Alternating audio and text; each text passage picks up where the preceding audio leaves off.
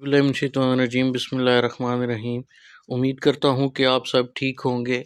Module 1 unit 1 जो है उसमें हमने देखा था कि कुछ पीडीएफ थी और एंड पे क्विज़ भी था, योर रिफ्लेक्शन में भी था कुछ चीज़ें, और ड्रिल एंड इंटोनेशन ये चीज़ भी हमें मॉड्यूल 1 में यूनिट 1 में सिखाई गई थी। तो कुल जो है वो 5 पीडीएफ हैं इसमें, जो हमें व्यू हमने की हैं और उनको देखा है। अक्सर लोगों का अभी तक सिस्टम जो है वो चल नहीं रहा, या कुछ ने अगर व्यू की भी हैं तो उन्होंने उस चीज़ को देखा नहीं होगा या समझा नहीं होगा, या कुछ नहीं हो सकता है देखा हो कुछ समझ ना आई हो। तो मैं कोशिश करूँगा कि आपको इस वीडियो में वो चीज़ें बता सकूँ, समझा सकूँ जितना मेरे नॉलेज में वो चीज़ें आई हैं। काइंडली इसके अलावा भी अगर कोई आप समझते हैं कोई चीज़ मिस हो गई है तो वो मुझे आप कमेंट्स बॉक्स में लाजमी बताएं। ऐसे यूनिट 2 की भी पीडीएफ की मैं वीडियो लाजमी बनाऊंगा कल या परसों तक, और यूनिट 3 की भी। यूनिट 1 में जो फर्स्ट पीडीएफ है उसकी अगर हम बात करें तो ये ऐसे आपने देखी होगी एक पीडीएफ। तो उसमें सबसे पहले तो वो वीडियो ट्रांसक्रिप्ट है, यानी जो वीडियो उन्होंने दिखाई है उसी के बारे में ये सारी चीज़ें हैं। ये इंट्रोडक्शन है, ग्रीटिंग है, इसमें ओरल कम्युनिकेशन का जैसे मॉड्यूल 1 हम कर रहे हैं इसमें 6 यूनिट का उसने तारफ़ बताया है। यूनिट 1 में हमने क्या सीखा, ओरल कम्युनिकेशन का क्या मतलब है।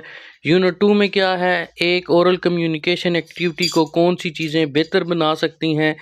यूनिट 3 में क्या होगा जी, हम ओरल कम्युनिकेशन एक्टिविटी या सबक की कैसे तैयारी कर सकते हैं, जैसे उसको 3 हिस्सों में हमने डिवाइड करना सीखा।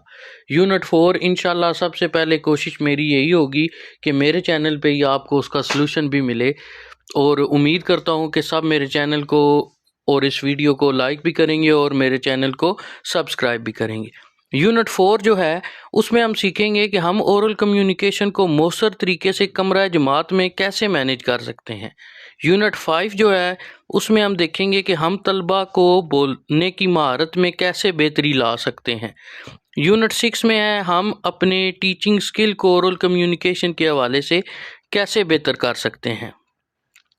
बेसिकली वो क्विज़ का भी इधर जिक्र कर रहा है कि क्विज़ जो है वो उसने इसलिए दिया है कि वो हमारी वैल्यूज़ को जानने की कोशिश कर रहा है, और रिफ्लेक्शन में वो ये जानता है कि हम किस हद तक इस चीज़ को समझ गए हैं। ठीक हो गया। और क्विज़ जो है ये समझ लें कि आपकी पूरे यूनिट का एक सम अप है। तो बेसिकली उसने क्विज़ के हिसाब से ही आपकी नंबरिंग करनी है, रैंकिंग करनी है। एईओ का भी क्लासरूम ऑब्जर्वेशन टूल का भी उसने जिक्र किया है इसी पीडीएफ में। नंबर जो सेकंड है जी, उसमें अगर हम देखें, ये सेकंड पीडीएफ आपके सामने है। इसमें एक किताब के टेबल ऑफ कंटेंट दिए गए हैं। हर सबक के आखिर में देखें अगर आप, तो ओरल कम्युनिकेशन के हवाले से भी एक ब्लॉक बना दिया गया है। हम में से अक्सर लोग जो है वो आजकल सिलेबस ख़त्म कर चुके हैं और रिवीजन वगैरह करवा रहे हैं। तो मेरी आप सब से भी ये गुजारिश होगी कि काइंडली इस चीज़ को देखें, ओरल कम्युनिकेशन के हवाले से देखें, और देखें कौन सी चीज़ें आपने करवा दी हैं और कौन सी रहती हैं। तो उनको कोशिश करें आजकल फोकस करें, थोड़ी सी आपकी प्रैक्टिस भी हो जाएगी और ये टारगेट भी आपका अचीव हो जाएगा। और दूसरा ये है कि एईओ भी आपसे मुतमईन हो जाएंगे। ये चीज़ें आसान हैं, एज सच इतनी मुश्किल नहीं है। नंबर 3 जो पीडीएफ है उसके 2 पार्ट्स हैं। बहुत अच्छी ये पीडीएफ मैंने इसको रीड आउट किया है, बहुत अच्छी उसने चीज़ें इसमें बताई हुई हैं। थर्ड पीडीएफ की मैं बात कर रहा हूँ, ठीक है। वो कहता है बच्चों को ऑडियो सुनाएं। ऑडियो में हमें प्रोनाउंस करने में मदद मिलती है। जैसे हम पहले कोई भी लफ्ज़ देखना होता था, उसका मतलब जानना होता था, तो हम डिक्शनरी खोलते थे। अब डिक्शनरी हमें मतलब तो बता देती थी, लेकिन उसका प्रोनाउंस कैसे करना है वो हमें नहीं बताती थी। तो अभी गूगल के ज़रिए हम उसका मतलब तो जान ही लेते हैं, साथ में उसकी साउंड को भी चेक कर सकते हैं। तो अगर आप ये प्रैक्टिस करवाएंगे और लर्नर जो है वो इस चीज़ को सीखेगा, तो इससे क्या होगा कि लर्नर में खुद मुख्तारी भी आएगी। सेकंड इसका जो है वो ड्रिलिंग टिप्स उसने बताई हैं। व्हेन टू ड्रिल, यानी ड्रिल कब करवानी है। वो कहता है 3 मौक़ों पे आप ड्रिल करवा सकते हैं, जब भी आपको कोई नई ज़ुबान, अल्फाज या जुमला सिखाना हो।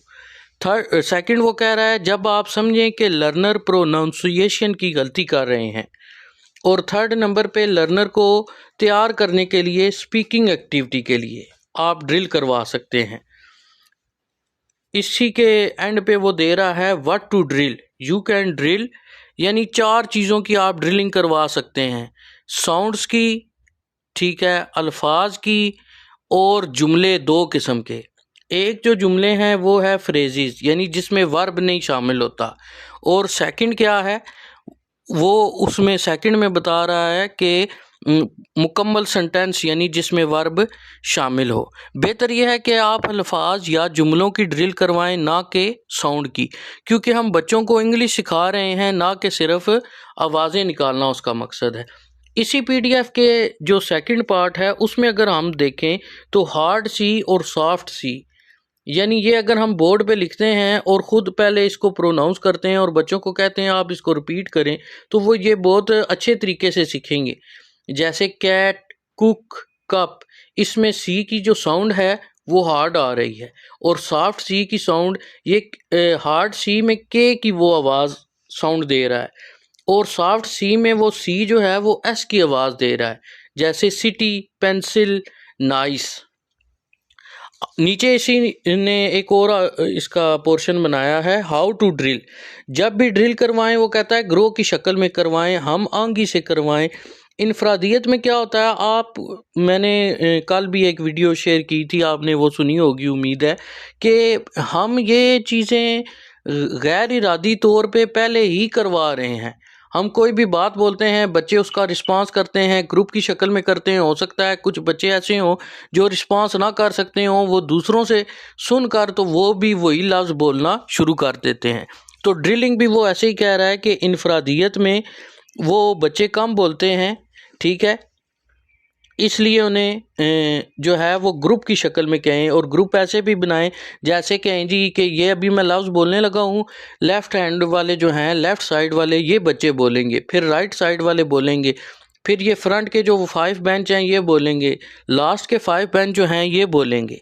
तो ये ड्रिलिंग ऐसे भी करवा सकते हैं, और लाजमी नहीं कि हर बार आप इसी तरीका को फॉलो करें, लेकिन जब भी करें ग्रो से इनफरादियत की तरफ आएँ। लंबे अल्फाज जो हैं उनको हिस्सों में तकसीम करके सेलेबल्स बनाकर उनके, तो वो बच्चों को प्रोनाउंस करने के लिए उनको हिस्सों में तोड़ कर दें ताकि वो ये काम करें। और दूसरा, कोशिश करें कि ये ड्रिलिंग इतनी लेंथी ना हो जाए कि बच्चे इससे बोर ही हो जाएं, तंग ही आ जाएं।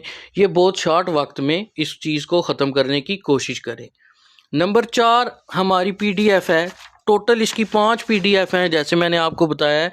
नंबर 4 जो पीडीएफ है ये आप इसको देखिएगा भी। इसमें बहुत अच्छी एक चीज़ बताई गई है, लॉन्ग और शॉर्ट वॉल साउंड का बताया गया है। जैसे HAT हैट, और इसी को वो कहता है हम ई लगाते हैं तो HATE हेट बन जाता है। NOT नॉट है तो NOTE नोट बन जाता है। CUT कट है तो CUTE क्यूट बन जाए, यानी सिर्फ ई का इजाफा किया और एक नया वर्ड बन गया जिसका मैनी भी और है और उसकी साउंड भी और है, ठीक है। कोशिश करनी है आपने कि ऊंचा बोलें ताकि क्लास में हर बच्चे को जो है वो आपकी आवाज़ जाए, और बार बार उन्हें रिपीट करने का भी ये चीज़ कहनी है ताकि वो नए वर्ड जो हैं वो हर बच्चा सीख जाए। यूनिट 1 PDF 5 और ये लास्ट PDF है। काइंडली मेरे चैनल को सब्सक्राइब ज़रूर करें। इसमें एक चीज़ सिखा रहा है इंटोनेशन हम ये कर भी रहे हैं, लेकिन हो सकता है हम में से अक्सर PST जो हैं वो इस वर्ड से वाकिफ़ ना हो। ये होता है जी आवाज़ का उतार चढ़ाव, आवाज़ में तब्दीली आना, ठीक है। और ये 2 तरह से हो सकता है, राइजिंग इंटोनेशन और फॉलिंग इंटोनेशन। राइजिंग इंटोनेशन क्या है जी, उसमें फ़र्ज़ करें राइजिंग इंटोनेशन आप बच्चों को ये ड्रिल एंड प्रैक्टिस करवा रहे हैं, तो उसमें आप बच्चों को हाथ ऊपर करके कहें तो वो समझ जाएंगे कि ये राइजिंग इंटोनेशन है। जब आप हाथ नीचे करेंगे तो वो समझ जाएंगे कि ये फॉलिंग इंटोनेशन है। इसका यहाँ पे भी उन्होंने ब्रीफली नोट दिया हुआ है, लेकिन मैं एक सेंटेंस जो है वो पढ़ के आपको समझाने की कोशिश करूँगा। जैसे हमने अगर एक सेंटेंस बोलना हो क्लास में, बच्चों को बताना हो, समझाना हो, तो हम उसको पहले ऐसे रीड आउट करते हैं, Ali enjoys playing tennis, swimming, hiking and biking. अच्छा, जैसे मैंने ये जुमला आपके सामने पढ़ा है, तो टेनिस, स्विमिंग, हाइकिंग ये आपके राइजिंग इंटोनेशन में है। और जैसे ही हम आखिरी वर्ड पे गए बाइकिंग, तो ये हमारी जो साउंड है वो उसने थोड़ा फॉल आउट किया। ठीक है, तो ये फॉलिंग इंटोनेशन है, और जो 3 वर्ड हैं टेनिस, स्विमिंग, हाइकिंग, ये आपके राइजिंग इंटोनेशन में आते हैं।